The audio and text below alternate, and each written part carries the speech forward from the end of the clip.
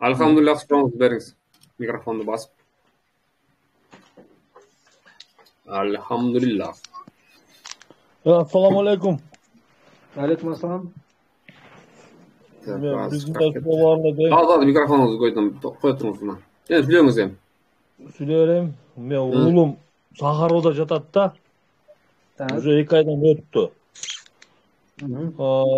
Баягы регистрациясы өтүп кеткен, анан кийин бул ошондой баягы милициялар эмне кылгандан кийин 2000 бер, анан 5000 берген экен. Взятка берип атасың деп шарт алып кирип ошо Сахарова алып кирип койгон экен да. Ошонун эмеси бүттү, анан допрос кылышты, 2 жолу допрос суроо берип, эме кылып, эми сотко өткөзбөй атат да, баягы 30 000 төлөп соттон чыгыш керек экен. Ошону эмнеге өткөзбөй атат булар ошо сотко дейм да? Ошону кандай кылса болот? Эми алхамдулилlah мындай да. Сиздин эгерде балаңыз действительно Сахаровда жатабы же башка ИВСте жатабы? Сахаровда жатат, Сахаровда.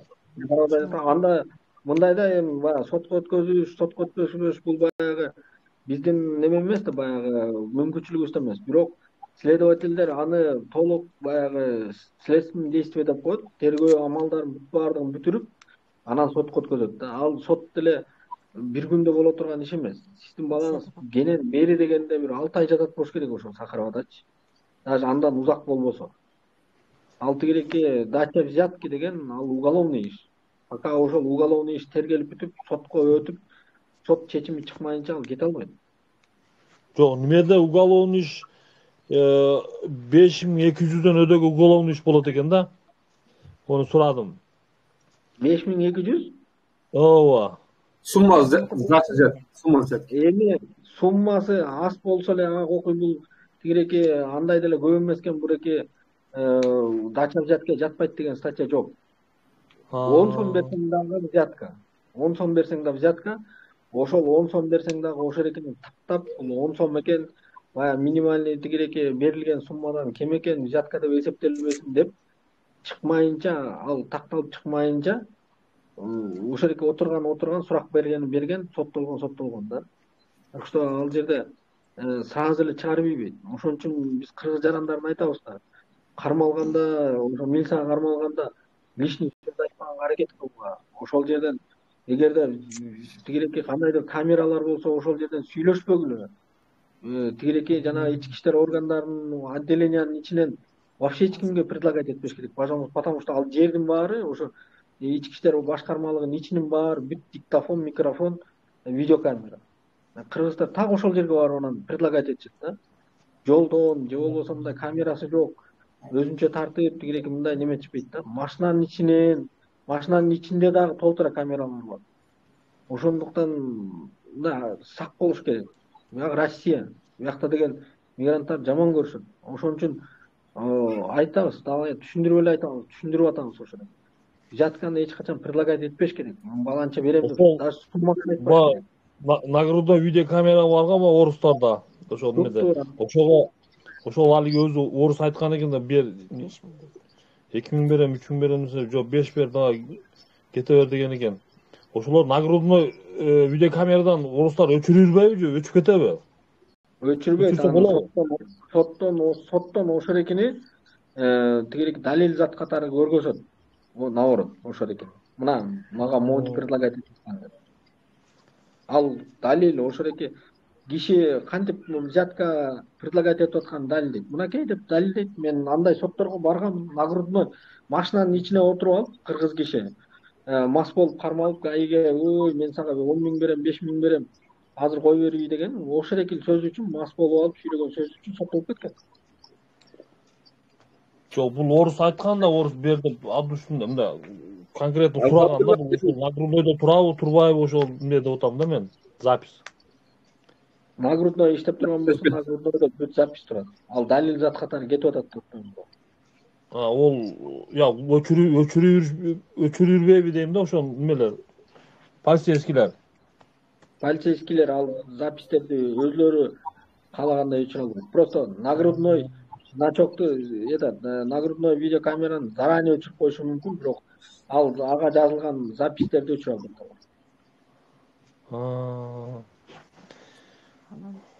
Davam эле. Сотко ошо немеге сотко берилгенде саламатсыздарбы? Неме дейт го баягы. Сотко өткөрүлүп бергенден кийин өзүбүздүн посольствонун соттору дагы карайт деген немени айтып атышат го, ошондой да болобу? Биздин посольствонун соттору жок. Биздин посольствонун юристтери Адвокаттар бар. айтат, юристтер айтат. Биздин посольстводо адвокаттар да жок. Бизде юристтер эле бар. И то там алар мындай статистический эле данныйларды неметишет да, алар мисалы үчүн барып сотко катышып кыргыздардын неме талабын талашпайт. Алар баланча кыргыз Чорныйга түштү, баланча кыргыз Белыйдан чыкты, баланча кыргыз Россияда жүрөт деген эле мындай статистический данныйларды кылышат.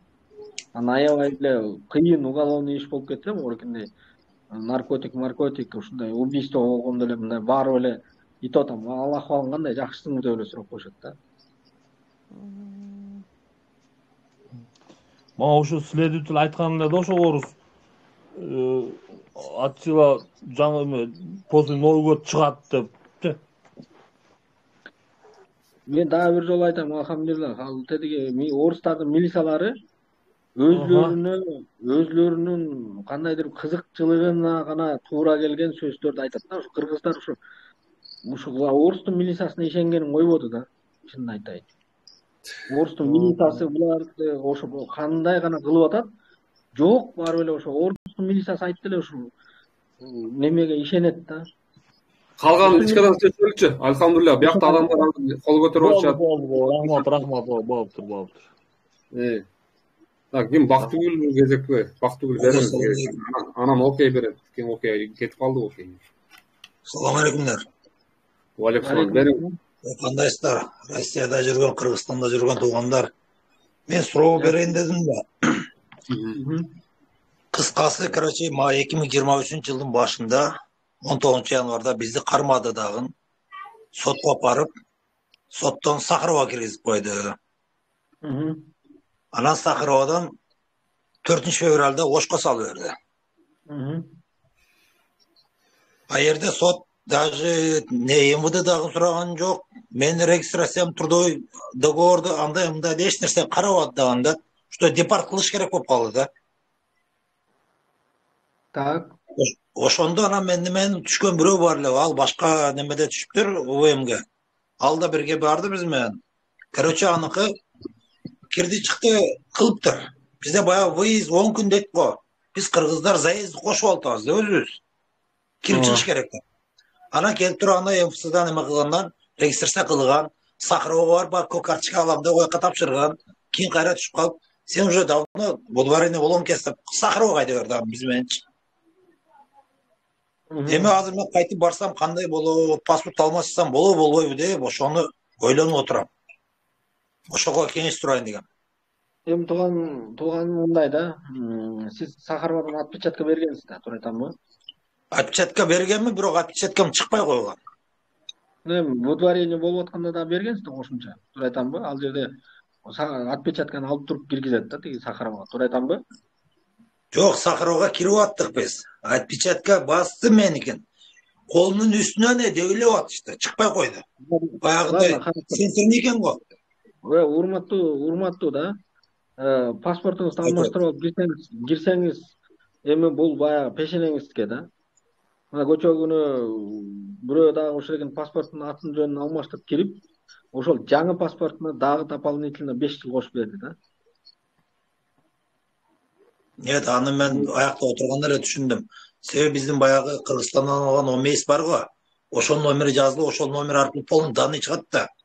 Аны билет экенсиз го сиз өзүңүз. Шарттар билет. Жок, таксыр мындай да. Если мен загранпаспорт менен барсам, может коюп берсе, Россиянчиге кирип алсам, менттерди спасибо эле деп коет элемби? Балдактай аны эле өткөтөт элем. Кирип эле алсам.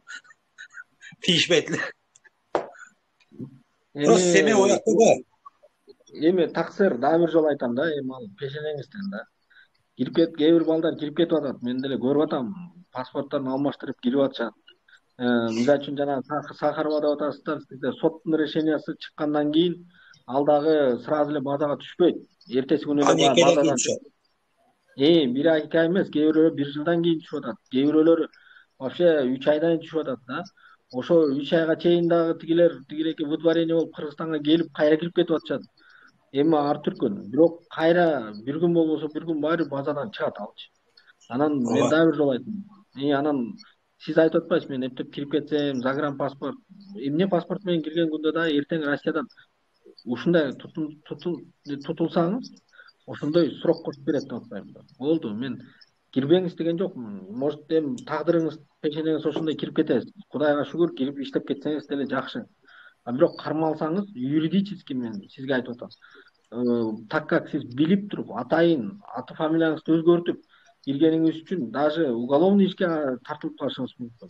Штраф салынат ал жерде уже 100 000. Анан дагы бир суроо. Кесилип кетиши мүмкүн. Мен юридический последствияларын айтып атам. Болбойбу? Болот деп атышат го. Эми амнистия деген бул баягы кыргыздарга айтылган үмүт да. Эми ал Россиянын неме бийлигинен зависит этет. Ал Россиянын бийлиги кааласа амнистия кылат, каалабаса кылбайт. Ал жерде амнистиянын да шарттары болот. Амнистиянын шарты боюнча негизи жана черный списокко соттун чечими жок эле түшүп калгандар кириш керек негизи. Эми ал Россиянын бийлигинен зависит. Баланча статья менен түшкөндөр да чыксын десе чыгат. Жок, антипесин десе чыкпайт дешет. Ошондо амнистияга ишенген эми баягы жөн эле куру үмүттөнүп отурушат да көпчүлүгүчү. Бирок ал кайра 18.8 3-чү час 1-чи пунктта ошол болгон. Эми амнистия азыр жок. Аке айтып атам го сизге. Амнистия азыр жок. Кийинки кезекти берели, болду. Сиздин микрофонуңуз өчүрө албайт экен. Рахмат. Бактыбул бериңиз сурооңузду. Алло, саламатсыздарбы? Көп жолу кайрылдым сиздерге. Мен кызым Саликарт шаарында гражданство алды, Екатеринбургдан ипотекага үйдө алды да. Анан мен да ошо анализ положительный болуп былтыр кайтып келгенмин. Бул өмүр бойго бессрочный менен Гүлиза Ахматияева менен сиздер менен да байланыштым. Үмүт да, эми үзүлбөгөн үмүт.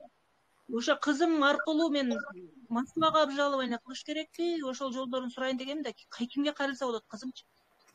Эжге Роспотребнадзорго кайрыласыздар. Роспотребнадзор. Мен сизди билемин, эстедим да, сиз экөөбүз да сүйлөшкөнбүз. Биз сизге айтпадыкпы? Эжге ал сиздин баягы немеңиз, дартыңыз деп коеюн. Сиздин дартыңыз менен аны деген почти 2 жылча соттош керек. Биз аны айтпадык беле сизге? Долго и дорого эжге. Ушундай деп жазган, тура айтамбы Гүлиза сизге? Долго и дорого деп. Эгерде мен да сизге айтпадым беле, эгерде сиз ошол 2 жыл соттошконго нервим, немем чыдайт, 2 жыл күтө алам, 2 жыл соттоша алам десеңиз, пожалуйста, азыр соттошуп баштайларбыз. Долго и дорого деп айтканбыз. Кымбат түшөт эжеке сизге. Эгер ошол баасына чыдай алсаңыз, ошол 2 жыл, пожалуйста, азыр деле соттошуп баштай алабыз. Жок анда. Бул кел ошо акча каражатка токтолуп атпайбы баары эле ошо эми буйруган бекер да. Эжеке бекер ал жерде госпошлина төлөнүш керек ал жерге. Сотко ал жерге деген барыш керек. Ал жерде дагы дополнительный анализдер требовать этет эжеке, анын баардыгы бекер эмес. Кыргызстанда медицина бекер эмес. Түшүнүктүү, рахмат. Ичиңер ийгилик. Так, Армат кимде суроо бар? Колуңуздарды көтөрүңүздөр. Эгер бул эле суроо жок болсо. Ассаламу алейкум. Куба Мирлан. Брат. Мен жанагы эме боюнча тиги хозяйкам эмени толтуруп берди да, госуслугиден тиги продлениега регистрациянчы. Так. Мага деген эме келет деген, СМС келет деген. Кайсы поштага ыргытатчы, мындай эле келет СМС ал. Эмне СМС келет? Регистрация. Кандай формат? Ошону түшүнбөй атам, кандай болот? Ал сиз кайсы почтаны көргөзсөңүз ошол почтага келет да. Хозяйка кайсы почтаны көргөздү? Мен көргөзгөн жокмун, аны унутуп калыптырмын да, жок деп коюптум. Ал тигиреки негизи өзү өткөндөн кийин немеден чыгыш керек. Тигиреки госуслугиден өзү баягы завершено дегенден кийин ошореки неме кирсе деле чыгат, ошореки бланкачы. Баягы уже оказано депчи. Ал айтат, заявка принята деп чыкты дейт. Аягындачы толтуруп бүткөндө. Мындай да, сизге тигиреки баягы күнү баягы берки группанын ссылкасын, баягы видеону сурап аткансыз көрдүм эле да. Ошону кемпирге жөнөтүп ийген, анан толтуруптур да. Абдан жакшы. Эми байке мындай да, азыр ошо Федеральный миграционный службанын ошодеги госуслуга боюнча немеси порталы жакшы эмес иштеп атат да. Сиздер жибергенден кийин бир 10 күндөн кийин эгерде ошол келбесе, жанагы ошо бланктарын чыгарып алып эле, жок, ФМСке барат экенсиз, ошо регистрацияга жөнөткөн.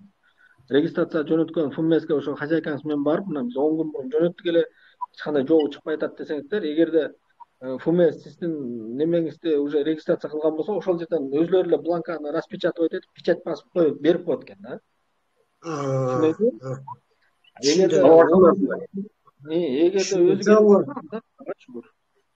Чоң рахмат, Алла разы болсун. Марс сұрауыңыз беріңіз. Рахмат. Марс сұрауыңыз беріңіз. Ассалаумағалейкум. Уағалейкум. Жақсылар, өткенде мына ГПХ бойынша айттыңыздар эле, түшүнгөндөй болдум, бирок анча-мынчасын түшүнбөй калдым. Ошондо бир сурап коеюнчу. ГПХ? Ооба, гражданский правовой характер договор боюнча. Ошону, мисалы үчүн, хозяйка мына үйдүн хозяйыны макул болуп баягында барганда уборщик по дому кылып туруп кыла берсе болот да, туурабы? Ошондо документтерди бир толтура айтып койсоңуз, эки жактын паспорту кайсы немелери керек? Копиялары. ГПХ түзүш үчүнбү? Ооба, түзүш үчүн. Анан да кандай документтер бар эле бир толуктап бир кайталап коесузбу ошону? Эки киши договор түзөсүздөр. Ал жерде договорду тигиреки 3 экземплярда чыгарасыздар. Уборщик помещение деп эле түзсөңүздөр болот. Квартирага эле? Квартираны, ушул квартираны эле, баланча квартираны уборка кылып турат деп. Анан экөөңүздөр кол коюсуздар. Андан кийин ошолеки договорду немеге жөнөтүш керек. Федеральный миграционный службага уведомление деп коет. Ошолеки анысы деле базада бар, немелерде, сайтта.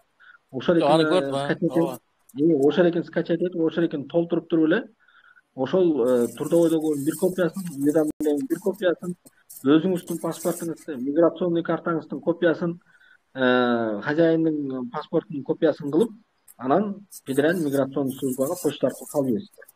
Болду. Жок, паспорттун копия жана сүрөтү бар эле бетин элеби же жана печать барларын дагы общийби? Желательно печать бар.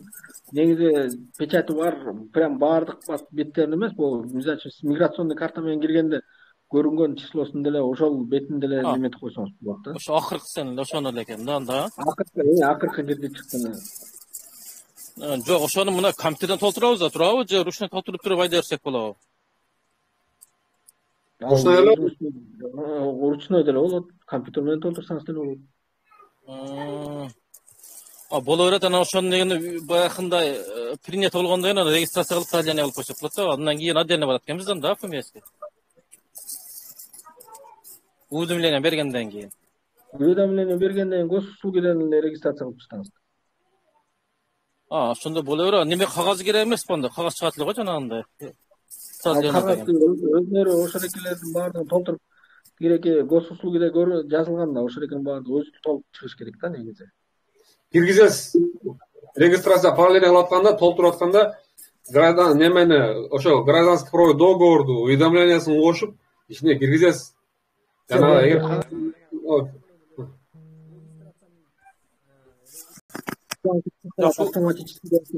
автоматически чип калат өзүчү негизи. Чип калабы? Жок, мен гражданский правовой договорду уведомление через почту айдайм. Айдагандан аяка регистр болот да, принято болот. Болгондон кийин анан менен госуслугиден кайтадан жөнөтөмбү мына фамилияны регистрация болот. Кое туруңуз, сиз принято деп сизге жооп келбейт. Почтадан салып бердиңизби, мисалы үчүн договорду түздүңүз бүгүн, например, да? Ушул бүгүнкү күндөн 3 күндүн ичинде сиз уведомленияны почтага салып ийсеңиз эле, это будет считаться тигилер алды деп. Бердим болду же, почтадан алды болот. Почтадан жөнөттүңүз, все, салам алейкум, болду. Сиздин милдетиңиз салып ийиш, болду.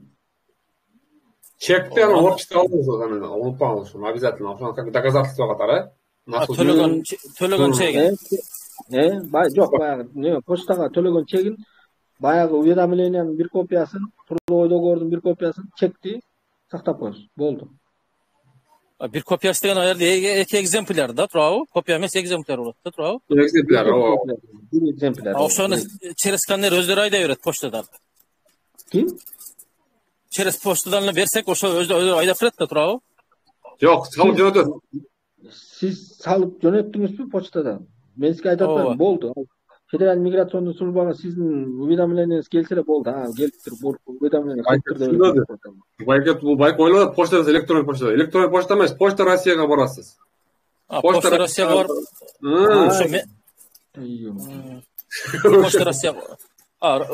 Pochta Rossiyadan. Pochta Rossiyadan salasiz уведомлениени. Anan keyin Gosplugadan registratsiya qilib qo'ysak bo'ladi. Xo'jayin o'zi. Ооба. FMS'dan da bo'lar, pochtadan da bo'lar ekan. Shunda. FMS'ga барып ал жерде очередке туруп, ал печать бастаганча почтадан салып берсеңиз эле бүттү да, ошо эки менен кетет. Жок, мына немеден Gosplugadan көбүнчө жанагы проблемалар болот го. Регистрация, кезек келбесе, неме көп күткөндө ошоко бара бересиз кайрачы. Эмес жок. Эгер да, мен айттым го. Бара бересиз. Анан баягы немеде да срок көрсөтүлөбү немеде, трудовой договордо. Мынча жылда ошого карап основание ошо срок негизинде продление болот да. 1 жылга түзүлөт. 1 жылга түзүлөт. ГПХнын 1 жылга түзүлөт да негизичи. 1 жылга түзсөңүз болот. Жок, мен азыр неме ГПХны каалаган срокко түзөсүз. Но регистрация все равно 1 жылга болот. Каалаган срокко түзүп коет, бирок алар баары бир мен 3 ай бүттү да бул жан 9 айга улап коет экен да, кадимкидей эле. Ооба, туура. Анан баягы сумманы көрсөтөм да тура 10 же 15 миңди көрсөтүп туруп, ошол негизде баягы мойдолуктан төлөп коерем, кадимкидей эле. Новый продажа деген бар, тура эле ошондо. Ооба. Болду, рахмат, түшүндүм. Түшүңүздөргө келип. Алхамдулилlah, дагы бир неме сурап атат, микрофон берип берем, ушу менен болду баары. Алхамдулилlah, сүйлөйм дедиңиз беле, бир суроо бериңиз, кыскараак кылып, бүтүп эле анан сизден кийин. Сиздин проблемаңыз оор экен. Микрофонду басып сүйлөңүз, сүйлөп аткан болсоңуз. Микрофонду жандырып сүйлөңүз. Жок, значит, суроо жок экен, просто баскан окшойт. Урматтуу мекендештер, Мирлан байке, сизге рахмат. Бүгүнкү суроого жооп бергениңиз үчүн. Бүгүн эфир аябай кызыктуу болду. Эртең дагы мен ойлойм уюштурабыз. Эртең да аракет кылалы. Саат 6-ларга дейин, 1 саат эрте болсо да эгер неме болсочу. Сизге да өтө эле кеч болсо 9-да болсун, Кыргызстанда бул жакта 6 болсундачы. Анда сүйлөшөлүк саатын. Эртең бир эфир кылалы, что азыр берилип алгандар бар да бул жердечи. Эртең да суроолор пайда болот. Что напряжение снимать этип койсо, кийин дагы уже тез жарым саат болуп калышы мүмкүн да. Хорошо. Мейли, дагы бир жолсуга ыраазычылык билдиребиз. Жана биздин мекендештердин бардыгына силерге катышкандар берген баарыңыздарга рахмат. Гражданский правовой договор боюнча толтуруп берүү жолун биз Мирлан байке менен сүйлөштүк, толтуруп беребиз. Анан кийин кантип дальнейший шарттарын дагы консультация беребиз кылгандарын. Менин личкам жазасыздар, телефон номерум жазылуу Телеграмда, толтура албагандар байланышка чыксаңар болот. Мейли, рахмат. Саламат.